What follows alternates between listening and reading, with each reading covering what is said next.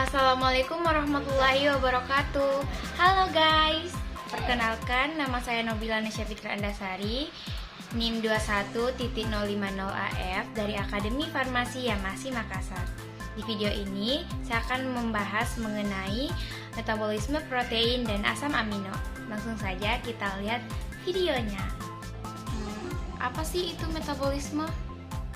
Metabolisme berasal dari bahasa Yunani yang berarti metabolit, yang artinya perubahan. Bisa dikatakan bahwa metabolisme merupakan proses perubahan kimiawi yang terjadi pada dalam tubuh. Bagaimana dengan protein?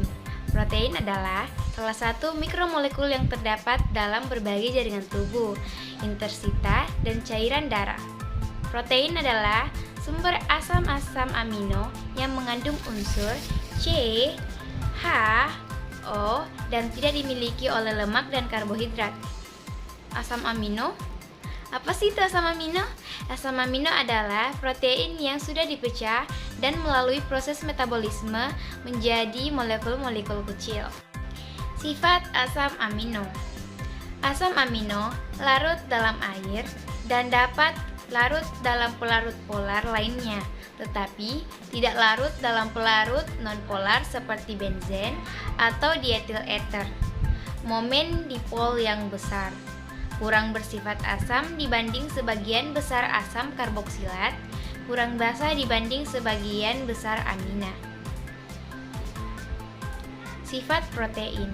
Sukar larut dalam air karena ukuran molekulnya sangat besar. Dapat mengalami koagulasi oleh pemanasan dan penambahan asam atau basa. Bersifat amphoter karena membentuk ion sweeter. Metabolisme protein. Protein yang terdapat dalam makanan dicerna dalam lambung dan usus menjadi asam amino, diabsorpsi dan dibawa oleh darah ke hati. Kemudian sebagian asam amino diambil oleh hati. Protein dalam sel-sel tubuh dibentuk dari asam amino. Bila ada kelebihan asam amino dari jumlah yang digunakan untuk biosintetis protein, maka kelebihan asam amino akan diubah menjadi asam keto yang dapat masuk ke dalam siklus asam sitrat atau diubah menjadi urea. Hati merupakan organ tubuh di mana terjadi katabolisme maupun anabolisme. Beberapa istilah dalam metabolisme protein. Yang pertama, penguraian protein dalam tubuh. Yang kedua, asam amino dalam darah. Yang ketiga, reaksi metabolisme asam amino. Yang keempat, pembentukan asetil koenzim A. Yang kelima, metabolisme beberapa asam amino. Dan yang keenam, siklus urea. Penguraian protein dalam tubuh. Secara garis besar, metabolisme protein yaitu asam amino dibuat dalam hati dan dihasilkan dari proses katabolisme protein dalam hati, dibawa oleh darah ke jaringan untuk digunakan. Proses anabolik dan katabolik juga terjadi dalam jaringan di luar hati. Asam amino yang terdapat dalam darah berasal dari 3 sumber. Yang pertama, absorpsi melalui dinding usus. Yang kedua, hasil penguraian protein dalam sel. Yang ketiga, hasil sintesis asam amino dalam darah. Dalam tubuh kita, protein mengalami perubahan-perubahan tertentu dengan kecepatan yang berbeda. Yang pertama, protein dalam darah, hati, dan organ tubuh lain, waktu paruhnya 2,5 per 10 hari. Untuk protein dalam jaringan, otot 120 per hari. Asam amino dalam darah. Jumlah asam amino dalam darah tergantung dari jumlah yang diterima dan jumlah yang digunakan. Pada proses pencernaan protein menjadi asam amino melalui proses hidrolisis oleh enzim-enzim.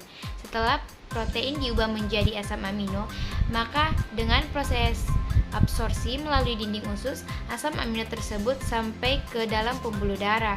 Dalam keadaan berpuasa, konsentrasi asam amino dalam darah 3,5 per 100 ml. Setelah makan makanan sumber protein, naik menjadi 5-10 mg per 100 ml. Setelah 4-5 jam, konsentrasi akan turun kembali. Reaksi pada metabolisme asam amino. Yang pertama, transaminasi. Transaminasi adalah proses katabolisme asam amino yang melibatkan pemindahan gus amino dari satu asam amino kepada asam amino yang lain. Yang kedua, alanin transaminase. Alanin transaminase, glutamat transaminase sebagai katalis. Yang ketiga, deaminase. Deaminase adalah pelepasan amin dari glutamat menghasilkan ion amonium, di mana transminase dan deaminase merupakan proses dari reaksi katabolisme. Pembentukan asetil koenzim A. Asetil CoA merupakan senyawa penghubung antara metabolisme asam amino dengan siklus asam sitrat. Ada dua jalur metabolit yang menuju kepada pembentukan asetil koenzim A, yaitu asam piruvat dan melalui asam asetosetat. Siklus urea. Yang pertama, sintetis karbomil fosfat. Yang kedua, pembentukan sitrulin. Yang ketiga, pembentukan asam arginosuksinat. Yang keempat, penguraian argini. Yang kelima, penguraian asam argininosuksinat. Metabolisme beberapa asam amino. Yang pertama, glisin. Glisin dapat mengalami reaksi deaminasi oksidatif oleh gliserin oksidase, yaitu enzim yang terdapat dalam jaringan hati dan ginjal. Yang kedua, alanin. Alanin dapat diubah menjadi asam piruvat melalui proses transaminasi. Yang ketiga, metionin. Metionin dapat diubah menjadi sistein, tetapi sistein tidak dapat diubah kembali menjadi metionin. Yang keempat, isoleusin. Isoleusin juga merupakan asam amino esensial yang disintesis dalam organisme mikro. Biosintesis isoleusin ini dimulai dari asam. Asam amino dibagi menjadi dua. Yang pertama, asam amino esensial, merupakan asam amino yang tidak dapat diubah atau diproduksi oleh tubuh. Contohnya argini, leusin, isoleusin, ribotan, dan lain-lain. Kedua, asam amino non-esensial, merupakan asam amino yang dapat dibuat dan diproduksi oleh tubuh. Contohnya serine, asparagin, prolin, tirosin, dan lain-lain. Metabolisme asam amino dalam sel. Yang pertama, katabolisme. Katabolisme nitrogen asam amino menjadi urea. Katabolisme kerangka karbon asam amino menjadi senyawa amfibolik.